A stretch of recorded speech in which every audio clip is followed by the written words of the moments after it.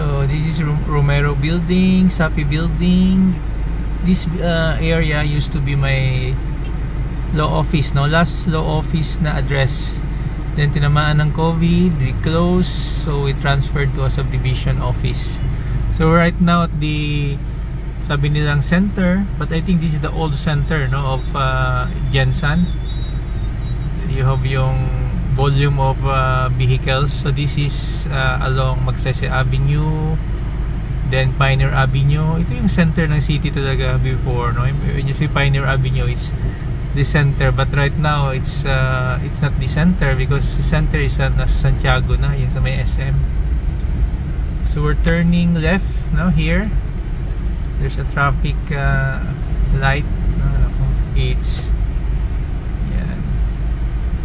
Butan tayo, mabilis yung volume ng, marami na palang volume dito. Rare na ako nakakabalik dito. So this is the center, no?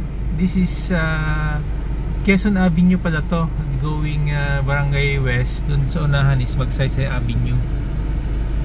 So nasa center tayo, no? The old center of Gensan. You have yung East-West Bank, yung kabila Iloilo, no?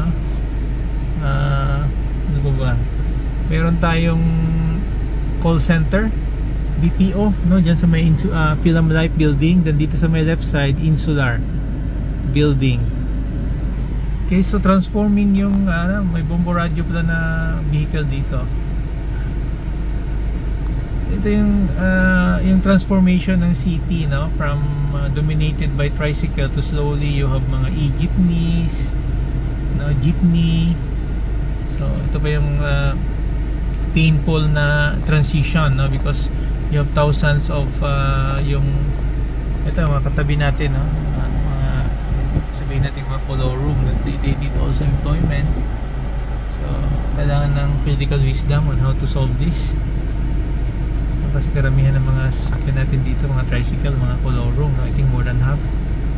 But ito yung e-jeepney, no? Natin, no? Yan ang mga bago electronic jeepney. Marami na rin sila, no? Slowly. So we'll be turning left here. Ito tayo ng tailoring.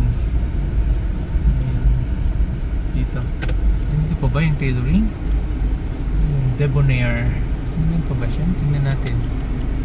Oh, nakuha ng Cyber Junction. Cyber Junction of Judge Chalmer. Wala na pala dito. Oh, dito, let's see. Dito yung mga center natin. Dito gamits natin for repair. Oh, wala na. Okay, wala na pala yung tailoring na hinahanap natin. This is Insular Life, no? Na building. Teleperformance andyan. Then yung branch na bangko natin, or we've been banking, yung RCBC.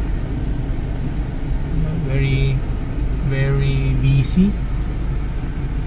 Yung katabi nito RCBC Savings, no? So ito volume, no? Volume, ito yung volume ng Gensan sa old center niya, no? Because I said na old center because hindi na to yung center ng city, so kailangan ng rehabilitation to, yung place. Mataas pa rin yung valuation here, I think 50 to 100,000, no? Tingin ko yung valuation, or even higher, no? Sa mga areas. Kasi if you have 500 square meters, 50,000, 25 million, that's fair market value here. Nako, wala dito yung tailoring natin. Okay, so signing off tayo here.